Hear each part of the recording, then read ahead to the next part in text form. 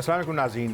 पाकिस्तान से बाहर रहने वाले पाकिस्तानी और कश्मीरी जो बरतानिया में रहते हैं, नॉर्थ अमेरिका में रहते हैं, उनको हमारी जो स्पेशल ट्रांसमिशन है आज़ाद कश्मीर इलेक्शन के बारे में, उसमें खुश आमदीद।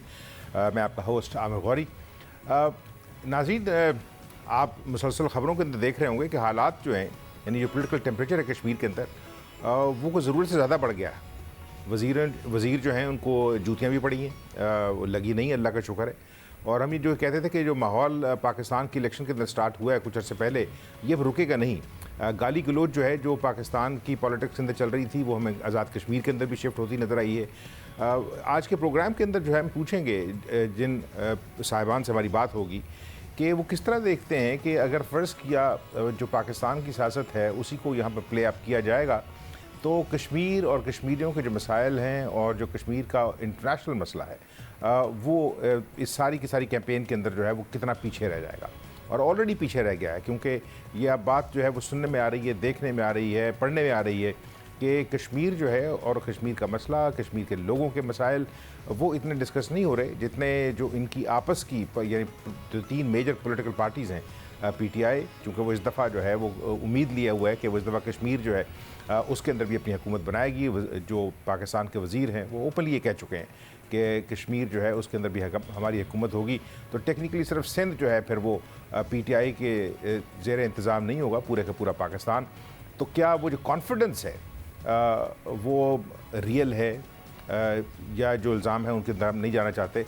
तो उसके बाद जो ज़िम्मेदारी है पूरा पाकिस्तान चलाने की, एक ऐसे वक्त में जब इकॉनमी जो है वो डामाडोल है, जिसमें कोई उम्मीदें नज़र नहीं आती, बार बार IMF के पास जाना है, बाकी हर चीज़ें, उसमें ये सारा जो इलेक्शन और इसके अंदर इलेक्शन के अंदर जो डायरेक्टली इम्पेक्टेड लोग हैं उनके मसाइल जो हैं वो कौन डिस्कस करेगा, ये भी आज के प्रोग्राम के अंदर डिस्कस करते हैं। आज नाज़रीन हम जा रहे हैं भिंबर में, जो लेजिस्लेटिव असम्बली का 5वां आप ये समझिए 5वीं सीट है, और बरनाला के अंदर हमारे जो कॉरेस्पॉन्डेंट हैं शहबाज बुखारी, वो हमारे साथ लाइव ज्वाइन कर रहे हैं इस प्रोग्राम के अंदर। शहबाज, क्या मंज़र है इस वक्त जो अब तक पता लग रहा है, जो सियासतदान पाकिस्तानी सियासतदान जो कश्मीर के अंदर अपनी पॉलिटिकल कैंपेन चलाए हुए हैं, उनकी ज़बान तो सख्त से सख्त होती जा रही है। जी गौरी साहब, बिल्कुल ये पहला इलेक्शन है जो हमने सर्वे किया है, उसके मुताबिक ये जो मुख्तलिफ़ सियासी जमातें पाकिस्तान से लीड करती हैं यहाँ पे आज़ाद कश्मीर में, जो मुख्तलिफ़ कायदीन हैं, ख़ास तौर पर PTI के जो वफाकी वज़रा यहाँ पे वो मीरपुर का दौरा करके गए, पूंछ डिवीज़न का उन्होंने दौरा किया और मुज़फ़्फ़राबाद के डिवीज़न के दौरे पर हैं। वो बहुत कड़ी तनकीद का निशाना बना रहे हैं मुस्लिम लीग नून के जो कायदीन हैं, मियाँ मोहम्मद नवाज शरीफ, या पीपल्स पार्टी के जो बिलावल भुट्टो हैं, उनके जो वालिद मोहतरम हैं आसफ़ अली ज़रदारी, उनको कड़ी तनकीद का वो निशाना बना रहे हैं। और मेरा ख़्याल है ये जो अदम बर्दाश्त की जो सियासत है, ये जिस तरह ये अल्फाजों की अदायगी कर रहे हैं, ये सियासत पे इसका मनफी जो है ना वो असरात मुरतब हो सकते हैं। अच्छा, यही ज़ाहिर किया जा रहा है आवाम की तरफ से। कश्मीरी अवाम जो है ये तो बहुत उनके बारे में आम तौर पर जो है वो कहा जाता है, सुना जाता है कि वो सुलझे हुए लोग हैं ज़्यादातर और बड़े मिलनसार से लोग हैं। तो वो ये इस किस्म की जो क्रिटिसिज्म है उसके बारे में उनका क्या रवैया है? देखिए, मैं तो मुख्तलिफ़ जो मेरा मीरपुर डिवीज़न है, मुख्तलिफ़ गाँव हलकों और जो देहात हैं, जगह जगह हम सर्वे कर रहे हैं। इलेक्शन की कैंपेन पूरी तरह से यहाँ पे जो है ना पूरे अरूज पे है। लोग यही कहते हैं कि हमारा आज़ाद कश्मीर के जो लोग हैं, जिस तरह आपने कहा है कि वो बड़े अच्छे लोग हैं, आज़ाद कश्मीर के बड़े वज़ाकता वाले लोग हैं, और उनको जो है ना ये मुनासिब नहीं लग रही इनकी गुफ्तगू। अगर इनके साथ कहीं पे कोई वाक़या पेश आ रहा है जो वफाकी वज़रा के साथ, तो वो लोगों की नाराज़गी है डायरेक्टली कि आज़ाद कश्मीर का जो हिस्सा है वो बड़ा पुरअमन हिस्सा है। यहाँ पे जो अल्फाजी जंग लड़ी जा रही है वो ना सिर्फ ये जो पर्सनैलिटीज़ हैं, इनकी जो पर्सनैलिटीज़ है ये डाउन हो रही हैं, बल्कि इंतखाबी जो 25 जुलाई को इंतखाब का आखिरी दिन होगा, मुमकिन है लोग अपनी नाराज़गी का इजहार इस सूरत में भी कर दें PTI के साथ।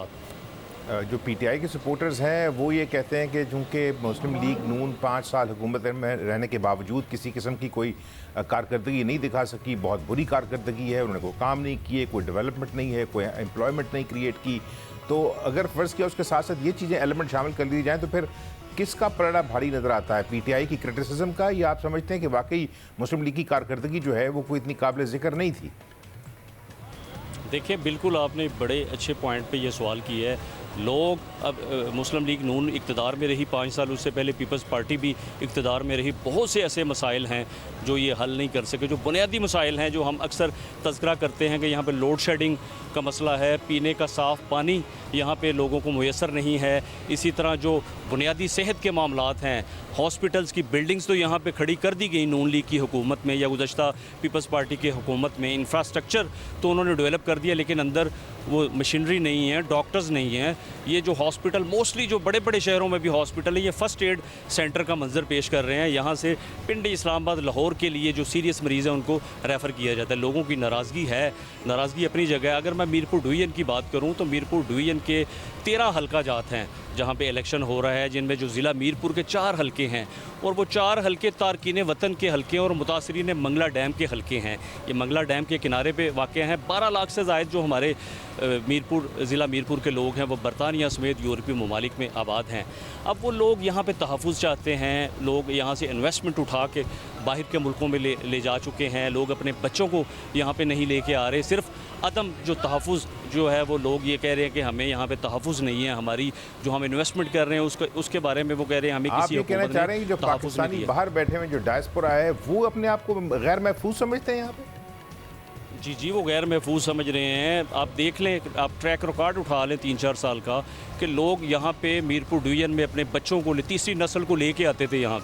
यहाँ पे कारोबार चमक उठे थे, सियासती मुकामात जो थे वो उनमें काफ़ी बेहतरी आ रही थी, इनकम जनरेट हो रही थी डायरेक्टली आज़ाद कश्मीर हुकूमत को। और लेकिन अब यही लोग जो सारे इशूज़ जो आप मुझे बता रहे हैं, ये इशूज़ आपको पॉलिटिकल कैंपेन में कहीं सुनाई दे रहे हैं या पॉलिटिकल कैंपेन के अंदर जो है पाकिस्तान की सियासत और जिस तरह आपने पहले कहा एक दूसरे की जो शख्सी क्रिटिसिज्म है सिर्फ वो सुनने में आ रहा है? बिल्कुल पॉजिटिव कोई हमने तकरीर नहीं सुनी सारी कैंपेन में। यहाँ पे जो पीटीआई है वो मरीम नवाज़ शरीफ को निशाना बना रही है, पीपल्स पार्टी को निशाना बना रही है। और जो पीपल्स पार्टी और नाज़रीन अब थोड़ा सा जो है वो सेंट्रल आज़ाद कश्मीर की तरफ चलते हैं, रावला कोट के अंदर, और नईम हमारे कॉरेस्पॉन्डेंट हैं वो हमारे साथ हैं। नईम, थोड़ा सा आप बताइएगा कि आपके यहाँ चूँकि जो साउथ का सीन है वो तो हमने सुन लिया बुखारी साहब से, आप बताइए कि जो सेंट्रल डिस्ट्रिक्ट्स हैं वहाँ पे इस वक्त माहौल क्या है? जी बिल्कुल, आज़ाद जम्मू कश्मीर कानून साज असम्बली के जो आम इंतखाबात हैं वो 25 जुलाई को मुनक्कद होने जा रहे हैं। और अगर बात की जाए आज़ाद कश्मीर के सियासी दर्जा हरारत की तो उसमें रोज़ बरोज़ जो है वो तेज़ी आ रही है। और पाकिस्तान के जितनी भी पॉलिटिकल पार्टीज़ हैं, पाकिस्तान तहरीक इंसाफ, पाकिस्तान पीपल्स पार्टी और मुस्लिम लीग नून जो है उनकी जानिब से आज़ाद कश्मीर भर में जो है वो भरपूर तरीके से इस वक्त इलेक्शन कैंपेन जारी है। मुस्लिम लीग नून की नायब सदर मरीम नवाज़ गुज़िश्ता कई दिनों से आज़ाद कश्मीर में मौजूद हैं और आज़ाद कश्मीर के जो मुख्तलिफ अज़ला हैं, मुख्तलिफ जो गाँव हैं, वहाँ पर उनकी जानिब से इंतखाबी जलसों का सिलसिला जारी है। इसी तरह अगर बात की जाए पाकिस्तान पीपल्स पार्टी के चेयरमैन बिलावल भुट्टो ज़रदारी जो है वो अपना पहला जो इंतखाबी मरहला है कैंपेन का वो मुकम्मल करके जा चुके हैं और वो दूसरे मरहले में दोबारा आ रहे हैं। वज़ीर-ए-आज़म पाकिस्तान इमरान खान अगले चंद दिनों में आज़ाद कश्मीर में आएंगे और वो 3 बड़े जलसे जो है वो करने जा रहे हैं। अली अमीन गंडापुर, वफाकी जो वज़ीर हैं मराज सईद, वो भी आज़ाद कश्मीर में मौजूद हैं और जो आज़ाद कश्मीर के मुख्तलिफ़ इलाके हैं उनमें कैंपेन कर रहे हैं। इसी तरह आल जम्मू कश्मीर मुस्लिम कॉन्फ्रेंस और उसके सरबराह सरदार अतीक अहमद खान वो भी आज़ाद कश्मीर भर में जो है वो अपनी जमात को लीड कर रहे हैं और इंतखाबी सरगर्मियाँ जारी रखे हुए हैं। तो ओवरऑल अगर बात की जाए तो आज़ाद कश्मीर में जो सियासी गेमा गेमी है वो अपने उरूज पे है। कारकुनों की जानिब से मुख्तलिफ़ कार्नर मीटिंग्स का इनेकाद किया जा रहा है और जो पाकिस्तान की मुख्तलिफ़ पॉलिटिकल पार्टीज़ हैं उनकी जानिब से आने वाले दिनों में भी हर रोज़ जो है 2-2, 3-3 जो बड़े जलसे हैं वो अभी होना बाकी हैं। तो ओवरऑल देखें तो इलेक्शन जो है वो भरपूर तरीके से यहाँ पे जारी है। तो जैसे आपने बात की अली अमीन गंडापुर के हवाले से, तो आज़ाद कश्मीर में 2-3 उनके साथ नाखुशगवार वाक़यात पेश आए। पहला वाक़या जो आज़ाद कश्मीर का डिस्ट्रिक्ट बाग है, आड़ी गल का इलाका है ये, वहाँ पे एक जूता उछला गया जो स्टेज पे जाके लगा। दूसरा वाक़या मुज़फ़्फ़राबाद में उनकी गाड़ी पे जो है वो टमाटर फेंके गए। इसी तरह कल के रोज़ जो है उनकी गाड़ी पे पथराव किया गया जिस पे अली अमीन गंडापुर के जो गार्ड हैं उनकी जानिब से हवाई फायरिंग भी वहाँ पे की गई और जो लोग हैं उनको गिरफ़्तार भी कर लिया गया। तो मजमूई तौर पे आज़ाद कश्मीर की बात की जाए तो इंतखाबी जो कैंपेन है उसका सिलसिला बहुत तेज़ी से जारी है। नईम अब्बासी हमारे साथ थे रावला कोट से और वो अपडेट दे रहे थे कि जो सेंट्रल डिस्ट्रिक्ट्स हैं वहाँ पर क्या सीन है। नाज़रीन, कि आपको पैकेज जो है वो स्पेशल दिखाते हैं जो लंदन से हमारे कॉरेस्पॉन्डेंट ने सईद न्याजी उन्होंने तैयार किया और वो ये बता रहे हैं कि चूँकि वहाँ पे दोबारा से बरतानिया के अंदर कोविड की सिचुएशन जो है वो अब परेशान कौन है, इसलिए कि हालांकि वहाँ तकरीबन 70% से ज़्यादा लोग जो हैं उनको डबल डोज लग चुकी थी, 90% से ऊपर जो है वो सिंगल डोज लग चुकी थी। और जो प्लान्स थे इंग्लैंड के अंदर वो ये थे कि 9 जुलाई को या उसके बाद 19 जुलाई को बरतानिया दोबारा खोल दिया जाएगा। पहले प्लान के मुताबिक 21 जून को सब खुलना था, लेकिन ये जो नया डेल्टा वेरिएंट है जिसको बाज़ लोग इंडियन वेरिएंट भी कहते हैं, उसकी वजह से हालात बुरे हैं। तो वहाँ पे जो कैंपेन है वो अब पर्सन टू पर्सन नहीं है, पीपल टू पीपल नहीं है, टेलीफोन के ज़रिए चल रही है। ये आप पैकेज देखिए सईद न्याजी का लंदन से। आज़ाद कश्मीर के इंतखाबात के मौके पर बरतानिया में कोरोना वबा के सबब रवायती अंदाज में इंतखाबी मुहिम नहीं चल सकी, लेकिन पाकिस्तान पीपल्स पार्टी के रहनुमाओं ने हफ्तावार मीटिंग के दौरान बरतानिया और आज़ाद कश्मीर में लोगों को पीपल्स पार्टी के नुमाइंदों के हक में वोट देने के लिए फोन पर कैंपेन शुरू कर रखी है।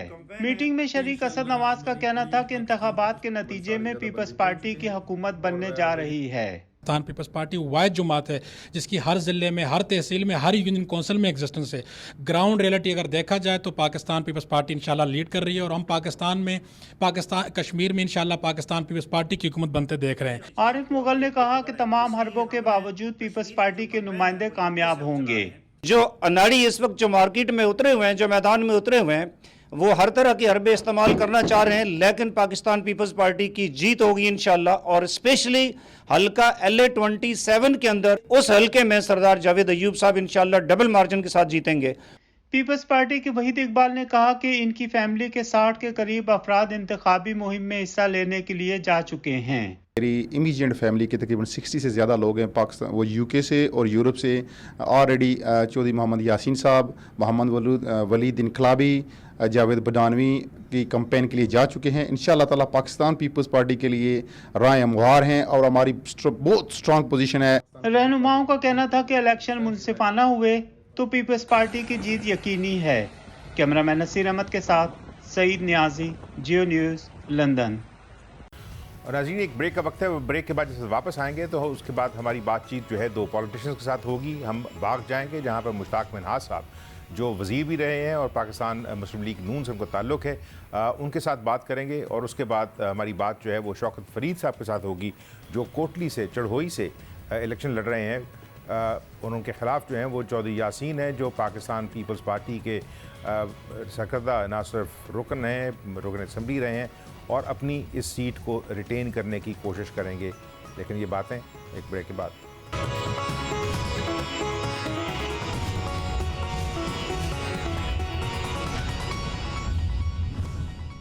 और प्रोग्राम के दूसरे हिस्से में आपको खुशामदीद कहते हैं नाज़रीन, और सीधा बाग चलते हैं जहाँ पर जो वेस्ट 2 उनका हल्का है।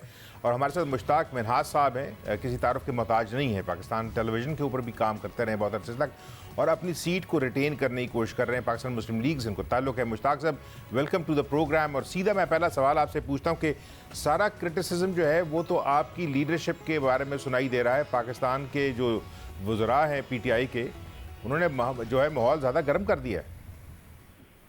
देखें आमर गौरी भाई, ये जब आपकी परफॉर्मेंस कुछ ना हो, जब आप पाकिस्तान में जो कि एक देश था PTI को मिला था और आपको पता है कि कितने बड़े दावे और वादे करके इन्होंने लोगों को अपना वोट के लिए तैयार किया था और फिर बहुत बड़ा एक प्रोपेगेंडा करके और RTS को बैठा के गवर्नमेंट ली। तो जब 3 साल के बाद जब आप पाकिस्तान के बेस में ये डिलीवर ना कर सकें तो फिर आपके पास परफॉर्मेंस तो कोई नहीं होती, फिर तो आप इल्ज़ामात पर ही आते हैं। और इल्ज़ाम भी आपको पता है कि इस वक्त पूरे पाकिस्तान में फीलिंग जो है वो पाकिस्तान मुस्लिम लीग नून के हवाले से और आज़ाद कश्मीर में भी यही सूरत हाल है। तो ज़ाहिर है वफाकी वज़रा जब अपनी कारकर्दगी की बात नहीं करेंगे, 3 साल कश्मीरी कौम को क्या बताएंगे कि कश्मीर को बेच के आए हैं या हमने पाकिस्तान में दूध और शहद की नहरें 3 सालों में हमने अपना वहाँ पर बहा दी हैं, तो इसलिए कश्मीर में भी बहाएंगे। तो ज़ाहिर है जब ये सारी चीज़ें नहीं होगी, ये जब नहीं होगी तो फिर आपने जो अपने बात में कही है कि अगर फ़र्ज़ किया पिछली दफ़ा इनकी पाकिस्तान के अंदर भी जो है कोई परफॉर्मेंस नहीं थी जिस वक्त इनको हुकूमत मिली है पहली दफ़ा इतनी ज़्यादा सीटें, तो अगर जो 2-3 चीज़ें हैं कि यहाँ पे भी वहाँ पे बात सुन रहे हैं कि RTS बैठ गया था, यहाँ पे भी मुसलसल लीडरशिप ये कह रही है कि अगर साफ़ और शफाफ इलेक्शन हुआ, कोई खदशात हैं आपको कि यहाँ पर साफ़ और शफाफ इलेक्शन नहीं होगा? देखें जी, हमें देखें जी, मामला ये है कि शफाफ इलेक्शंस के हवाले से प्री पोल रिगिंग जो है वो बिल्कुल हो रही है, और हमारे लोगों को तोड़ा गया है, उनके ऊपर दबाव बढ़ाया गया। आपको पता है हमारे 2 वुज़रा अपना उन्होंने इलेक्शन के लिए लेके चले गए। तो इस तरह के लोगों को धमकाना, पुराने प्राइवेट किसी बंदे के, हमारे ऐसे लोगों को भी फोन करके बताया गया कि जिसने किसी प्राइवेट आदमी को अपना चेक दिया था और वो बाउंस हो गया, उसको भी बुला के कहा गया कि जनाब ये अगर आपने ये इसको ना किया तो हम आपके खिलाफ कार्रवाई करेंगे। तो बेशक मुश्ताक, ये कौन कह रहा है कि धमकियां कौन दे रहा है? जी वही देते हैं जो देते आए पाकिस्तान में। मैं मेरे से क्या आप खुलवाते हैं अपना आमिर भाई? आपको नहीं पता कि धमकियां कौन देता है? कोई अपना लियारी गैंगवार की बात तो नहीं कर रहा, मैं उन्हीं की बात कर रहा हूँ जो सारी जगहों पे। मेरी बात आप समझ रहे हैं सारे। मैं कोई उज़ैर बलोच की बात नहीं कर रहा, मैं टीवी पे आके कह रहा हूँ, सबके सामने कह रहा हूँ। तो ये बातें जो है आपने इलेक्शन कमीशन को बताई है, क्योंकि जैसे इलेक्शन कमीशन की जिक्र होता है तो आप आम तौर पे ट्रेंड यही है, वो कहते हैं कि जी इलेक्शन कमीशन पे बड़ा हमें जो है वो यकीन है, बड़ा एतबार है। लेकिन तो ये जो लेकिन वाली बात है, ये मतलब शिकायतें जो है लगनी शुरू हुई है कि नहीं?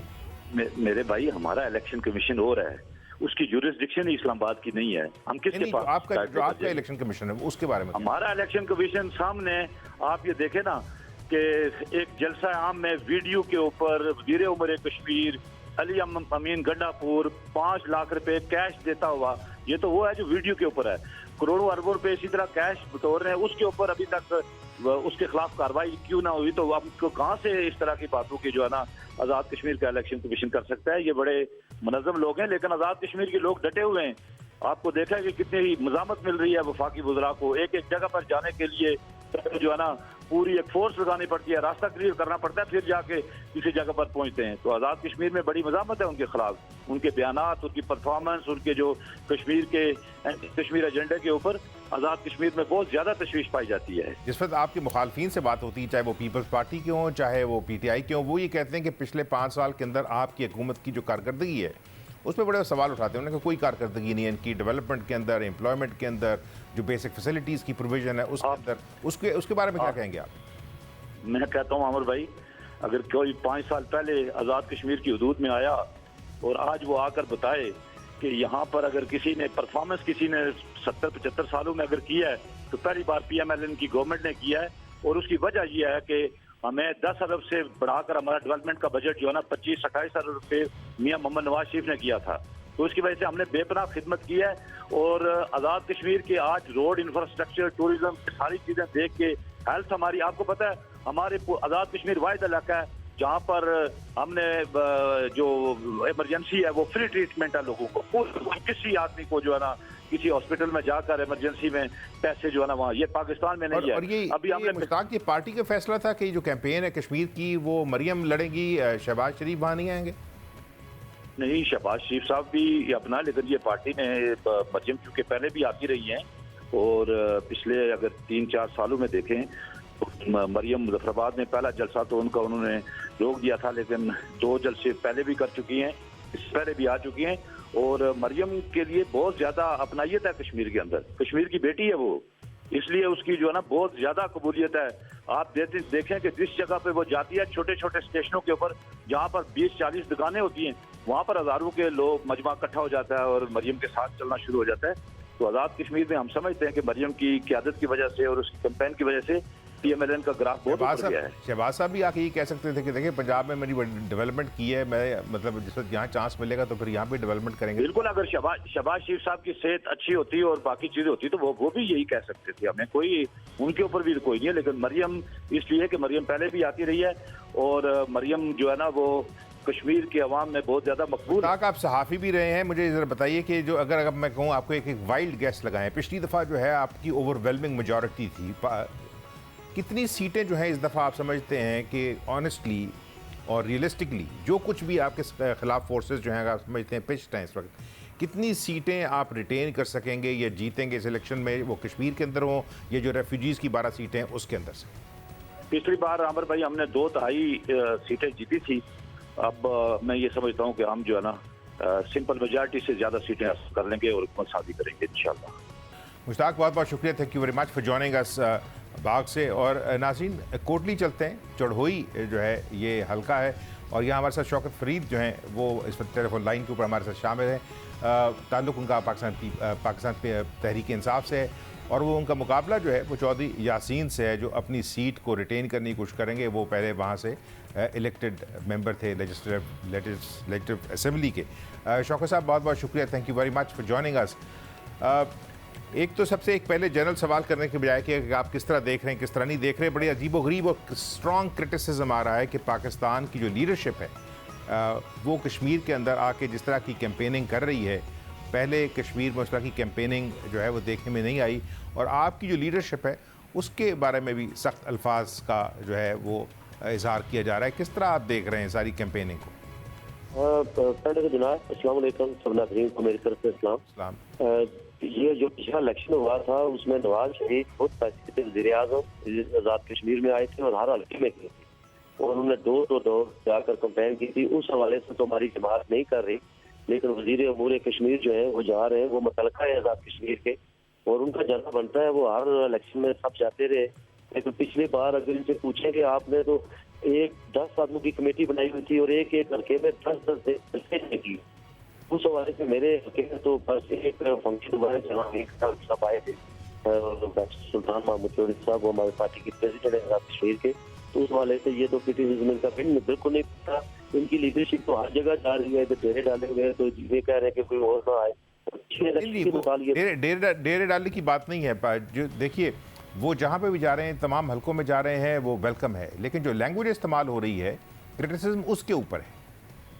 अब उसमें भी जो लैंग्वेज है, ये जो नून वाले और पीपी वाले ये ज्यादा बुरी करते हैं, पीटीआई वाले हमारे जो है वो बहुत अच्छी लैंग्वेज इस्तेमाल करते हैं। यहाँ जब मेरे करते आए अमीन तो कोई ऐसी बात नहीं की जो गैर अखलाकी हो या गैर तरीके से उन्होंने कोई नहीं किया। उन्होंने इतना ही कहा था कि यहाँ माल बहुत बड़े से बने हुए हैं और हर एक के बाद 3 एक आर्गुमेंट के तौर पे अगर दूसरी नेशनल लीडरशिप है उसको चोर डाकू और इस तरह की चीज़ें कहना जो पाकिस्तान के अंदर तो चल रही हैं, वो केसेस जो हैं वो फेस कर रहे हैं, लेकिन आप ये समझते हैं कि कश्मीर के लोग जो हैं वो यही चीज़ें सुनना चाहते हैं या कश्मीर के मसाइल जो हैं वो थोड़े से डिफरेंट हैं पाकिस्तान के मसाइल से?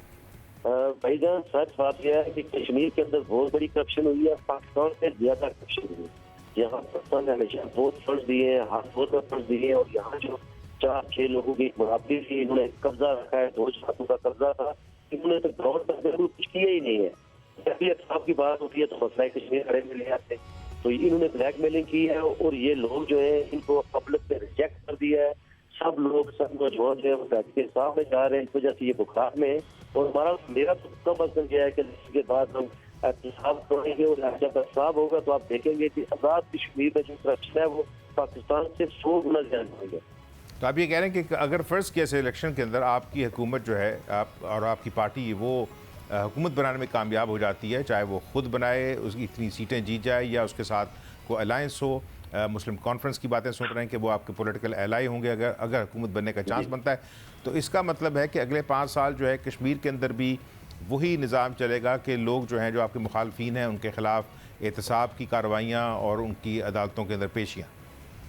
ये 2 चीज़ें हम कभी भी ऐसे सबसे पहले तो हम असम्बली में जाकर इंशाअल्लाह ताला एक प्रॉपर एहतसाब एक्ट जो है इन्होंने उसकी तो धज्जियाँ बखेरी हुई है, एहतसाब एक्ट जो है वो असम्बली से पास करवाएंगे और उसके बाद जो तरीका होगा शफाफ होगा, उसमें कोई तहरीक इंसाफ का है, पीपी का है, नून का है, जो भी होगा जिसने करप्शन किया वो नहीं बचेगा और उसको बचना भी नहीं चाहिए।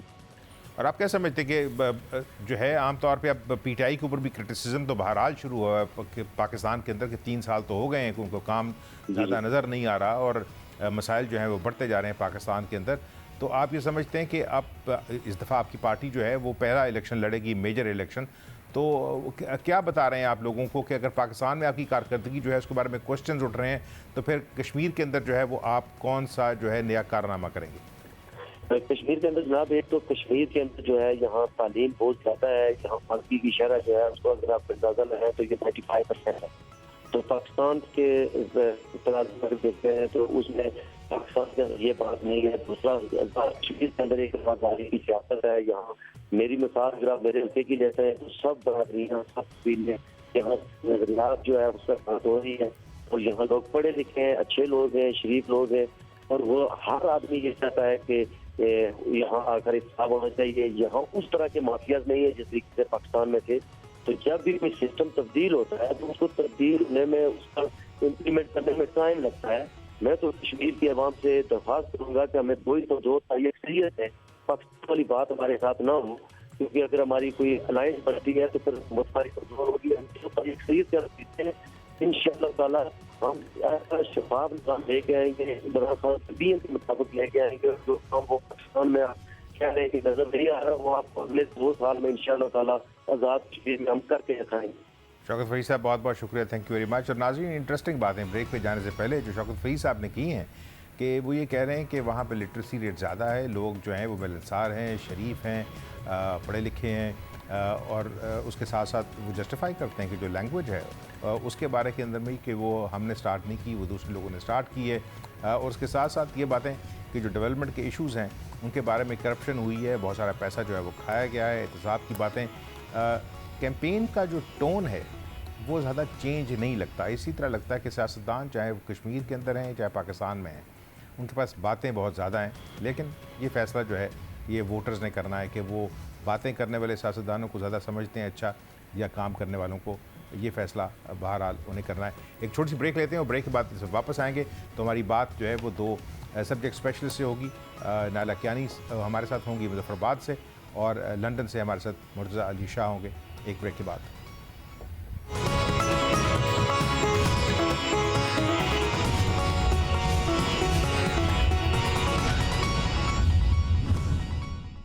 नाज़रीन, प्रोग्राम के आखिरी से मैं आपको दोबारा खुशामदीद कहते हैं। इस वक्त इस सेगमेंट के अंदर हमारी बात जो है वो 2 लोगों से होगी जो एक तरह से आप समझिए कि एक्सपर्ट हैं अपने इलाके के अंदर। पहले नायला कियानी साहबा हैं हमारे साथ कश्मीर से, मुजफ्फराबाद से, जो डायरेक्टर हैं कश्मीर पॉलिसी इंस्टीट्यूट की एक थिंक टैंक है मुजफ्फराबाद में बेस्ड। और उसके साथ साथ हमारे साथ मुर्तज़ा अली शाह हैं, हमारे जो जियो के ऑपरेशंस हैं बरतानिया के अंदर, यूरोप के अंदर, उसके सरबराह हैं। वो हमारे लंदन से ज्वाइन कर रहे हैं। आप दोनों हज़रात का बहुत बहुत शुक्रिया, thank you very much. Naila, अगर मैं आपसे स्टार्ट कर सकूँ, जो इस वक्त तक आप सिचुएशन देख रही हैं कश्मीर के अंदर पॉलिटिकल कैंपेनिंग की, उसके अंदर जो सबसे बड़ा एलिमेंट है, इलेक्शन के अंदर कुछ दिन बाकी हैं, वो ये है कि जो ज़बान है सियासतदानों की, वो उसको हम जो कोई शाइस्ता ज़ुबान तो नहीं कह सकते, ये तो तकरीबन ऑलमोस्ट इस बॉर्डरिंग गाली गलोच के ऊपर। इलेक्शन की ज़ाहिर गर्मा गर्मी है और आज़ाद कश्मीर में पाकिस्तान की तरह 65% यूथ पॉपुलेशन है। वो जज्बाती भी हैं और अनफॉर्चुनेटली उनके पास कोई हेल्थी एक्टिविटीज़ भी नहीं है कि जहाँ वो ध्यान बटाएंगे। और इस मौके पर जो पाकिस्तान से आने वाले हमारे मेहमान हैं वो थोड़े तो मारूजी हालात से भी शायद वाकिफ़ नहीं है और लोकल कल्चर और नॉर्म्स के मामले में भी मोहतात नहीं है। रियासती जमातें जो हमारी थी, मुस्लिम कॉन्फ्रेंस और JKPP, वो तो पस मंज़र में चली गई हुई हैं और पाकिस्तान की जो मेन स्ट्रीम पोलिटिकल पार्टीज़ हैं PPP, PTI और PMLN, असल में मुकाबला जाहिर है कि उनके दरमियान है।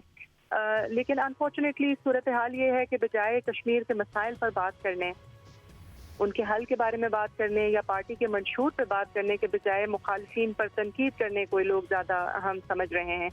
और बड़ी इंपॉर्टेंट बात है, अगर आप ये देखिए पिछले 72 साल से पाकिस्तान की फॉरेन पॉलिसी का अगर कोई इशू है तो वो कश्मीर है। ये बात जो है ये किस तरह मान लें हम कि ये जो लीडरशिप है पाकिस्तान की, जो पाकिस्तान के साथ साथ कश्मीर की लीडरशिप भी बनना चाहती है, उसको कश्मीर के मारूजी हालात का पता नहीं है, उसको ये पता नहीं है कि जहाँ पर जो काम है उसकी नौइयत शायद थोड़ी सी मुख्तलिफ हो, इसलिए कि उनका काम जो है कश्मीर में किया जाने वाला काम इंटरनेशनली देखा जाएगा। ये बग़ैर किसी तैयारी के गाड़ियों पर चढ़ के यहाँ पर आ गए हैं और वो ज़बान इस्तेमाल कर रहे हैं जो ये पाकिस्तान में करते हैं। जी बिल्कुल दुरुस्त, ऐसा ही है। हम भी यहाँ पे यही महसूस करते हैं कि जो पंजाब की सियासत है वो अनफॉर्चुनेटली ड्रैग की जा रही है आज़ाद कश्मीर में। आज़ाद कश्मीर के अपने हालात हैं, यहाँ पे एक बहुत रवादारी का माहौल है और सियासी मुखालफत के बावजूद लोगों में रवादारी और आपस में अच्छे ताल्लुकात रहे हैं हमेशा। लेकिन अभी जो हालात बन रहे हैं वो इतने खुशाइन नहीं है।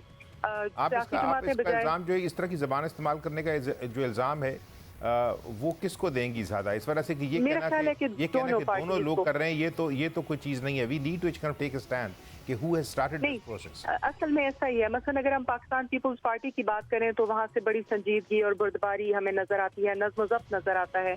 मगर जब बात पाकिस्तान तहरीक इंसाफ और पाकिस्तान मुस्लिम लीग नून की हो रही है तो उन दोनों संजीदगी से चीज़ें नहीं ले रही। मरियम नवाज शरीफ साहिबा तशरीफ लाई हैं, खातून है, यहाँ पे उनका बड़ा अच्छी तरह इस्तकबाल किया जा रहा है। लेकिन जो नैरेटिव वो बयान कर रही हैं आज़ाद कश्मीर को सूबा बनाने का नैरेटिव, उसके पाकिस्तान के मुख्तदर हल्के बार बार तरदीद कर चुके हैं। तो इस तरह से एक माहौल ये इंपॉर्टेंट पॉइंट है, इसके ऊपर थोड़ी सी और बात करेंगे।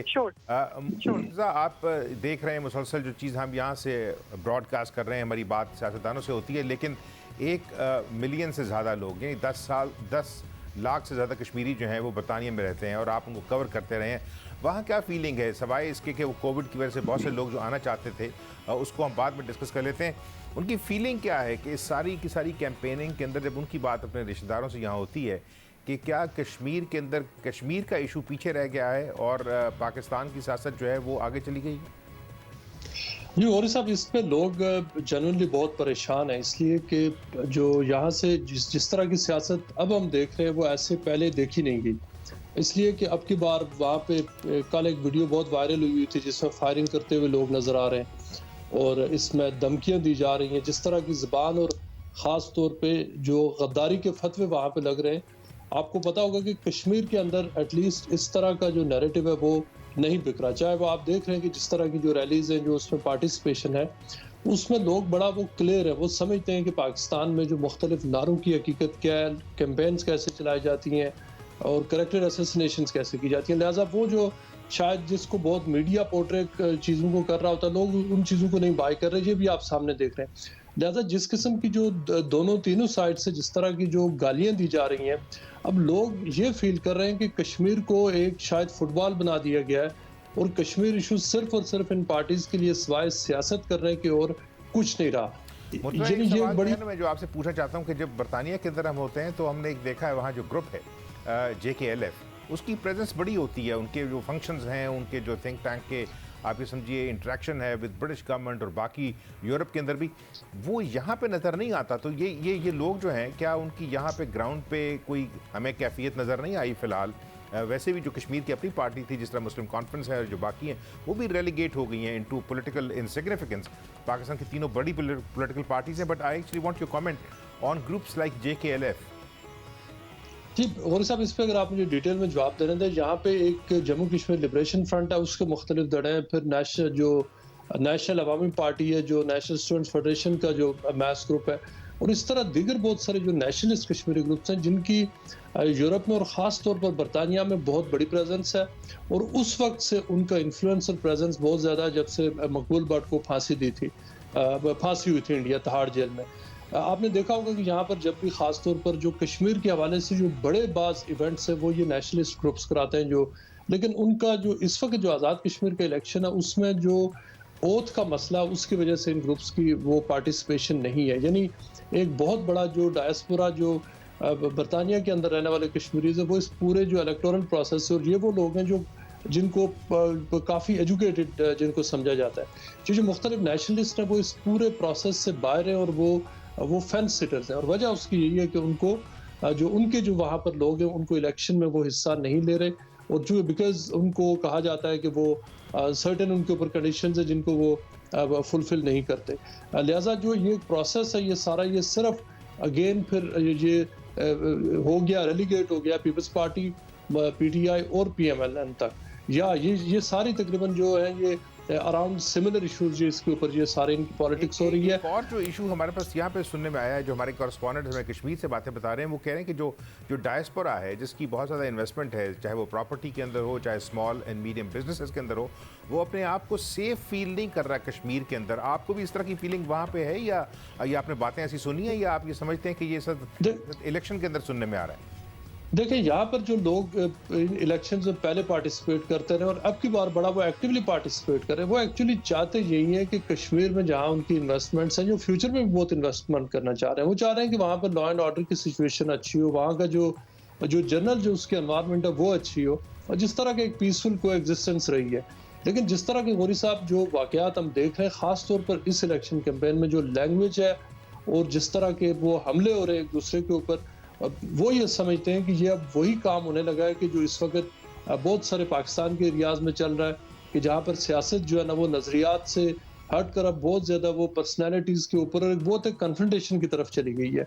और इसमें जो असल लोगों का इशू है वो तो ये चाहते हैं कि वहाँ पर कश्मीर में जो प्रोविजन ऑफ सर्विसेज बेहतर हो, ताकि वहाँ पर बहुत सारे लोग हैं, लाखों की तादाद में लोग हैं जिन्होंने इन्वेस्टमेंट्स कर रखी हैं, वो मज़ीद इन्वेस्ट करना चाह रहे हैं। लेकिन वो ये चाह रहे हैं कि उसके साथ साथ इन लोगों का जो वहाँ के जो इलेक्शन से जो सिस्टम में, अगर चाहे उन्होंने पाकिस्तान में भी किसी पार्टी को सपोर्ट कर रहे हैं, तो उनकी एक्चुअल जो इंस्पिरेशन है वो वही डेमोक्रेसी है जिसके अंदर वो रहते हैं और जिसके वो बेनिफिशरीज भी है। वो चाहते हैं कि वो एग्जैक्ट मॉडल ना सही लेकिन उसकी एटलीस्ट। नाइला, आप अभी समझती हैं कि जो पाकिस्तान के अंदर कश्मीर के हवाले से जो पॉलिटिक्स है और कश्मीर, आज़ाद कश्मीर में भी जो पॉलिटिक्स है, वो जो इस खित्ते के अंदर बदलते हुए सूरत हाल हैं, जो हमने देखा कि जो भारत ने वहाँ पे जो एक जुल्म सितम का बाजार गर्म किया वो तो अलग है, लेकिन जो मोदी ने एक्शन लिए हैं 2019 5 अगस्त 2019 का जो इलेक्शन है, जो उसने वहाँ पे डेमोग्राफिक चेंजेस करने की कोशिश कर रहे हैं, जो वहाँ पे लीगल चेंजेस किए हैं, तो उसके बाद यहाँ पे कोई आप समझती हैं कि माइंडसेट में चेंज है कि कश्मीर जो है उसको किसी और तरह से देखना पड़ेगा, और उसके बाद जो नई उस पर इंट्रोडक्शन है पीटीआई की पहली दफ़ा इस इलेक्शन के अंदर, वो आपको आने वाले दिनों के अंदर नए एलिमेंट्स इंट्रोड्यूस होती हुई दिखाई दे रही है? असल में जो गिलगित बल्तिस्तान के हवाले से बातें हुई और जिस तरह के गिलगित बल्तिस्तान के अंदर से भी आवाज़ उठ रही थी कि सूबा बनाया जाए, उसके हिसाब से जो डेवलपमेंट्स पाकिस्तान में हुई उसकी एक रिजेंटमेंट और उसकी वजह से खौफ हरास की सिचुएशन आज़ाद कश्मीर में बिल्कुल पाई जाती है। और उसके साथ साथ जब मुस्लिम लीग नून ये नैरेटिव लेकर आ भी रही है कि आज़ाद कश्मीर को भी सूबा बनाया जाएगा या 3 हिस्सों में पाकिस्तान के दीगर सूबों में जम कर दिया जाएगा, तो उसकी वजह से भी, जैसे कि आपने अभी जिक्र भी किया कि जो नेशनलिस्ट पार्टीज हैं उनके पास एज सच आउटलेट तो नहीं है, लेकिन वो और एलिमेंट्स के साथ मिलकर अपना गम गुस्सा निकाल रहे हैं और उस पर जलती पे तेल का काम ये जो हमारे आप एक थिंक टैंक चला रही हैं, मतलब आपको इस तरह फीलिंग होती है कि कहीं न कहीं इस तरह की बात जो है वो हो सकता है अभी पाकिस्तान की लीडरशिप ओपनली ना कर रही हो, लेकिन ये मुशर्रफ साहब के ज़माने से बात चल रही थी कि जो लाइन ऑफ कंट्रोल है उसको, जो उसका जो डिफेक्टो स्टेटस है उसको डिजोरे स्टेटस में चेंज कर दिया जाएगा over the period of time, क्योंकि जो स्टेटमेंट्स हैं कि हम जंग लड़ नहीं सकते, 1 इंच ले नहीं सकते, 1 इंच को किसी को लेने नहीं देंगे, तो आहिस्ता आहिस्ता अगर उसके अंदर अब इस इलेक्शन के अंदर ये जो सूबा बनाने की बातें हैं वो सामने आनी शुरू हो गई हैं, तो आप ये समझते हैं कि पाकिस्तान की लीडरशिप जो है वो कश्मीर के ऊपर दावे तो जो मर्जी करे, लेकिन अंदर से दे आर नाउ रियलाइजिंग कि they can not change what India has already done? इस तरह की बातें असल में मुशर्रफ साहब के वक्त में बिल्कुल ज़्यादा जोर पकड़ गई, लेकिन 1952 से इस तरह की बातें हम सुनते आ रहे हैं कि out of the box solutions निकल रहे हैं और कभी चुनाव फार्मूला सामने आ जाता है और कभी कोई और फार्मूला सामने आ जाता है। और रियलिज्म के स्टूडेंट की हैसियत से हमें इस बात का अंदाज़ा है कि जब तक आपका मुल्क एक इकोनॉमिकली एक पावर नहीं होता तो वो कमज़ोर फुटिंग पे होता है, इसमें कोई शुबा नहीं है। फिर FATF के जो मामला हैं उसकी वजह से भी पाकिस्तान खुद बहुत मुश्किलात में अपने आप को महसूस करता है और ज़ुबानी आपकी हमायत के अलावा और कुछ कर नहीं अमलन पा रहा। ये फीलिंग बिल्कुल आज़ाद कश्मीर में लोगों में मौजूद है।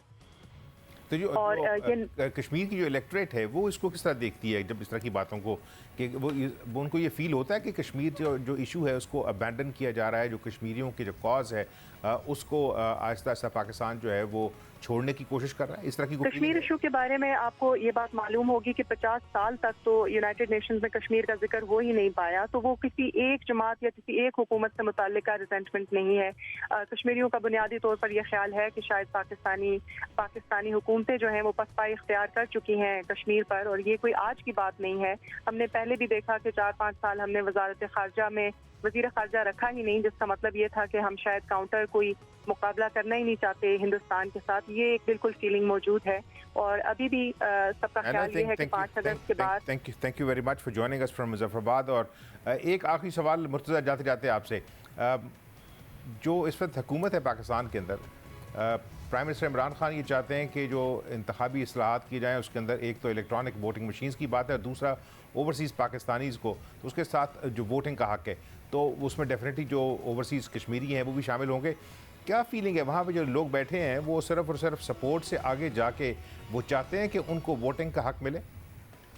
जी वोरी साहब, इसमें लोग बिल्कुल ये चाहते हैं कि वो इस तरह का प्रोसेस हो कि जहां उनकी फुल पार्टिसिपेशन हो, लेकिन लोगों की उसके साथ साथ बड़ी जेन्युइन वरीज भी हैं कि अगर वो जो लोग देखे बहुत इस वक्त ये सारा एक पार्टी पॉलिटिकल इश्यूज बना दिए गए, लोग ये समझते हैं कि इन सारी जो एक्सरसाइज है उसका एंड पे कहीं वही जो ऐसा ना हो कि सिस्टम बैठ जाए और शायद को पता चलेगा कि इस पूरी जो लोगों के हुकूक के नाम पे बात की जा रही है कि उनको हुकूक दिए जाने लगे हैं वोटिंग के, वो ये समझते हैं कि ये अगेन शायद जिस तरह की हिस्ट्री है कि कोई शॉर्ट टाइम इसमें कोई प्रोजेक्ट ही नजर आना है और पता ये चलेगा कि इसके पीछे भी कोई बहुत बड़ा स्कैंडल निकल रहा है। लिहाजा लोगों की जो एक्चुअल जो ख्वाहिश है वो यही है कि उनको पार्टिसिपेशन जरूर मिलनी चाहिए, लेकिन ऐसी ना हो कि बाद में पता चला कि उसमें धांधली हुई है, उसमें इंटरफेरेंस हुई है और ये कि पूरा सिस्टम दोबारा जो RTS है वो बैठ गया। और नाज़रीन अब दोबारा सोशल मीडिया के ऊपर जो है इस तरह की बातें चल निकली हैं कि पिछली दफ़ा RTS जो है वो बैठा था या बिठाया गया था, लेकिन ये बातें आज के प्रोग्राम का हिस्सा नहीं है। आज इजाज़त दीजिए, कल इसी तरह आपकी बातचीत जो है वो पाकिस्तान जो कश्मीर के अंदर मुख्तलिफ पॉलिटिशियंस हैं उनसे भी करवाएंगे, जो पाकिस्तान की लीडरशिप की कैंपेनिंग वहाँ चल रही है और जो हमारे कॉरेस्पॉन्डेंट्स वहाँ कर रहे हैं, एक ओवरऑल पिक्चर। लेकिन उस वक्त तक इजाज़त दीजिए, खुदा हाफ़िज़।